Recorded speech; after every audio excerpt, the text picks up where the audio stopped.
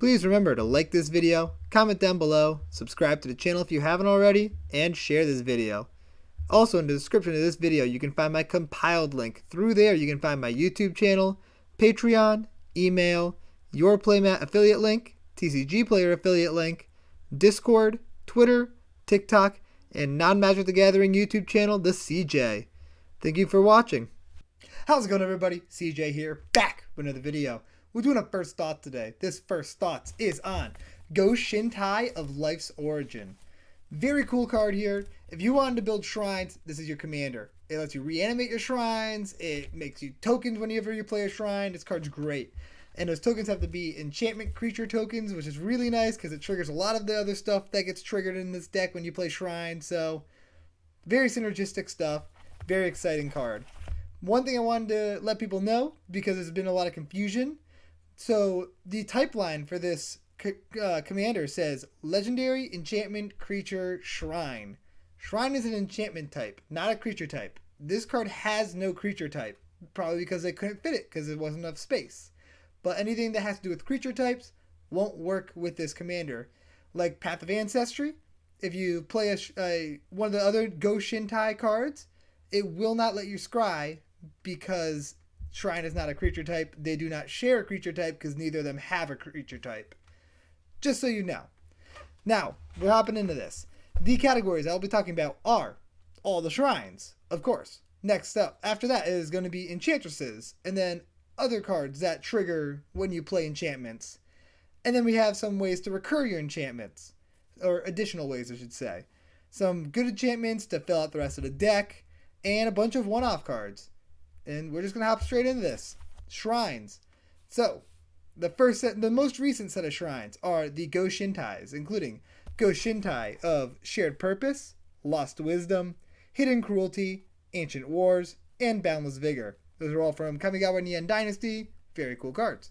These ones are unique in the fact that they are creatures in addition to being enchantments. None of the other ones are like that, so that's an interesting tidbit. The next part is the next set are from M21. You have the Sanctums, Sanctum of Tranquil Light, Calm Waters, Stone Fangs, Shattered Heights, and Fruitful Harvest. There's also an additional one in this set, being Sanctum of All, which is arguably the best shrine. This is a card that you need in this deck. And lastly, we have the original Kamigawa shrines, the Hondens, Honden of Cleansing Fire, Seeing Winds, Night's Reach, Infinite Rage, and Life's Web. There's a total of 17 shrines, including your commander, and you're going to be running all of them if you're building shrines. You can't miss out on some of these, like even the ones that don't do as much, like don't have the biggest effect. The fact that it's a shrine and can add to your shrine count makes it worth adding. You're going to want all of the shrines to play shrines. Next up, because you're running all of these legendary enchantments, enchantresses seem very good for this deck. Like, it's going to be your card draw engine, basically. You're going to be playing a lot of enchantments. You're going to be drawing a bunch of cards. Seems good. So, the enchantresses I wanted to talk about are Argothian Enchantress, Eidolon of Blossoms, Enchantress's Presence, Mesa Enchantress, Satyr Enchanter, Setessan Champion, Sithis Harvest Hand, Tuvasa, and Verduran Enchantress. All those auto includes in this deck. You're going to need to be able to draw as many cards as possible. Like, Enchantress loves that. You're going to be playing enchantments, drawing enchantments, just cycling through your deck really quickly that way. All those fantastic additions. They'll really keep the deck running well. Next up, I'm going to talk about other cards that trigger when you play enchantments. So, not that don't draw you cards, but do other effects.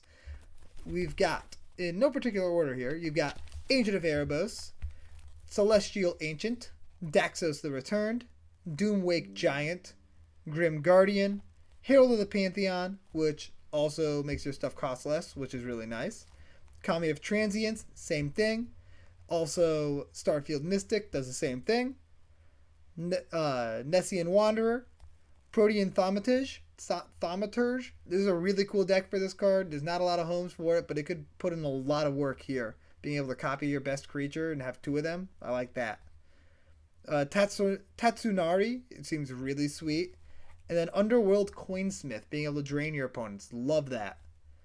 And also, there's a lot that produce tokens. And you're going to need a lot of token producers in this deck because the defense is very important. Like, that's one of the big things with Enchantress decks is you're playing all these enchantments, so you don't have a lot of creatures that you can block with. So cards that create tokens whenever you play enchantments seem really good, including Ajani's Chosen, Alayla, Arcana Sun's Grace. Hallowed Haunting seems amazing in this deck, and Sigil of the Empty Throne is a good game-ending card. And if you're going to be running a lot of token stuff, you could also run cards like Doubling Season and Anointed Procession, Parallel Lives. All those seem very good, especially because your commander also creates tokens.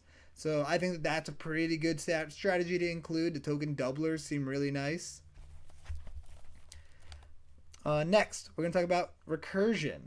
There's a lot of ways to recur enchantments, and it's going to be important with this deck because you're trying to get the most amount of shrines as possible in play at a time. So if somebody destroys one of your shrines, you got to get it back. Your commander does have Recursion stapled to it, but it's kind of expensive, so there's some other ways to recur things at a cheaper rate or mass recur things.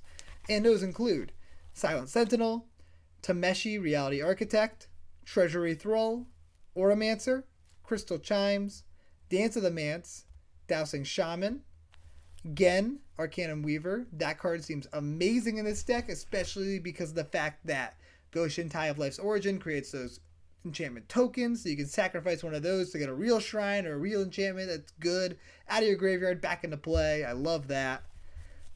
You've got Hana, which lets you bring stuff back to your hand, which is really nice. Open the vaults, replenish. Starfield of Nyx. That one's very powerful because it can also turn all your enchantments into creatures. So endgame, you can really close it out by hitting hard. And Hall of Heliod's Generosity. Recursion stapled to a land. That seems amazing and an auto include in the deck. Next up, I'm going to just talk about some good enchantments you can throw in this deck. You can throw in Aura Shards. Fantastic card. Esther's Invocation. Copy any of your really good enchantments. Ghostly Prison, Propaganda, Sphere of Safety, all those are good protective cards. Some of the seals seem really nice, like Seal of Cleansing, and I can't remember the other ones offhand. That just came to my head and I didn't write them down, but I should have. But seals seem pretty good. The good ones are on screen. Sanctum Weaver seems fantastic in this deck. Good mana dork. Sterling Grove is a very powerful card for this deck because it's both protection and tutors. And because you have recursion stapled to your commander, it can be recurred very easily. Same thing with those seals and cards like Aura of Silence, which is another very good enchantment for this deck. But we're going to talk about Sterling Grove for a second here, just for a second. So you can sacrifice it to go and tutor something out. And then if your opponent tries to target one of your shrines or your commander or something to blow up something on your board, you can use your commander to recur it and give your stuff Shroud.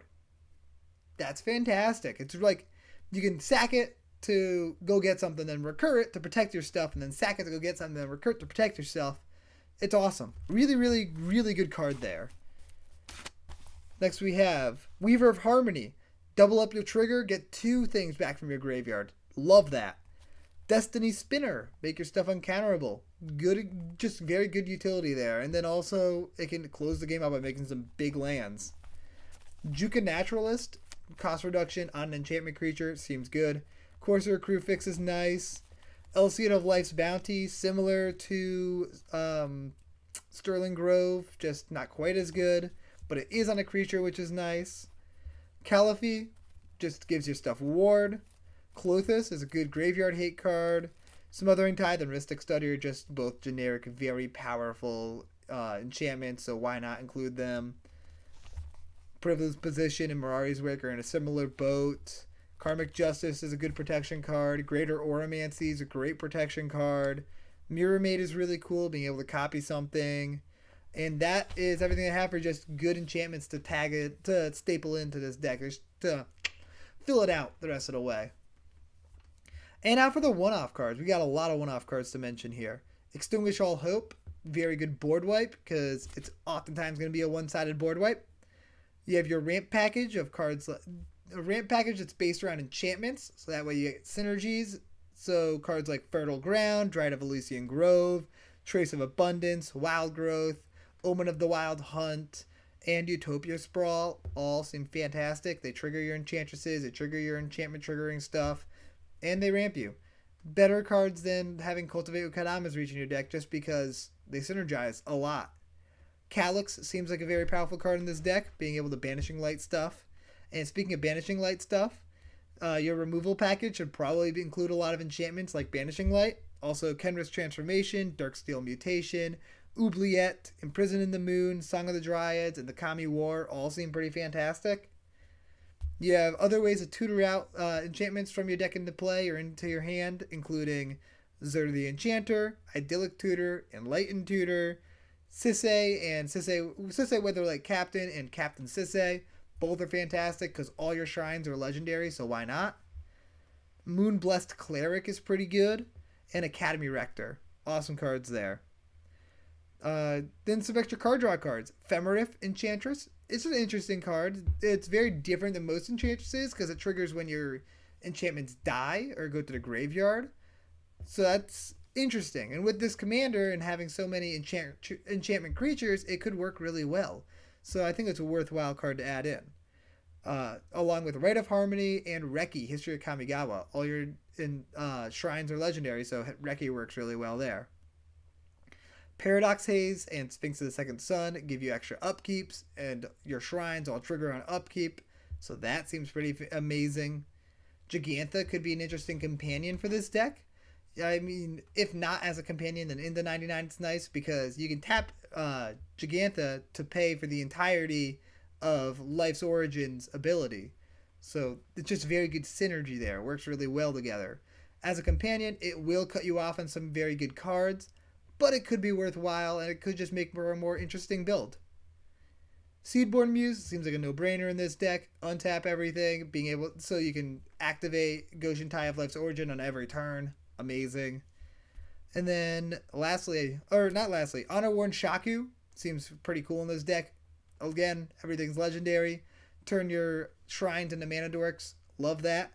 And now, lastly, you have a self-mill package you could toss into this deck because you can, if you go heavy on the recursion, then being able to fill your graveyard could help you expedite your game. It's almost like drawing cards.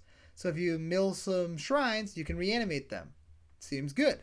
Some good mill cards include Mesmeric Orb, Shigeki, Nyx Weaver, and Stitcher Supplier. All those could be very cool in the deck. And if you do go heavy in the self-mill section, then you could go with Muldrofa, Ramanop Excavator, Crucible of Worlds, Titan's Nest, Wild Research seems really cool.